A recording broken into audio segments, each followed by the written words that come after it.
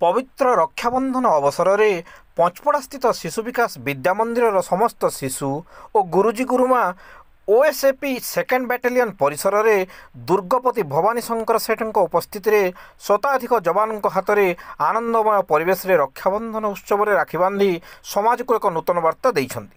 सह दुर्गपति श्रीयुक्त सुभाष चंद्र भोई गंगाधर मेहर फोटोचित्र में पुष्पमाल्य दे कार्यक्रम को परिचालित करथिले। अन्य मानक मध्य सह दुर्गपति सुरेश ठाकुर, रामू खिंडो, नाबर केरकेटा, विभू प्रसाद नायक, कल्याणी शंकर साहू और ओटीवी सांबादिक भगीरथी साहू आदि मंचासीन थिले। विद्यालयर संपादक दिगंबर माझी अतिथि परिचय रखा सह वीर जवान शिशु मैंने आनी राखीर महत्व उपर संदेश रखिते।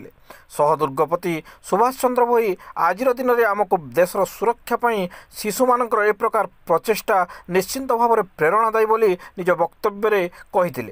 विद्यालय प्रधानाचार्य ममता सिंह कार्यक्रम सुपरिचालना करथिला बेले कोषाध्यक्षा प्रियंका साहू व्यवस्था प्रमुख भाव में दायित्व तुलाई।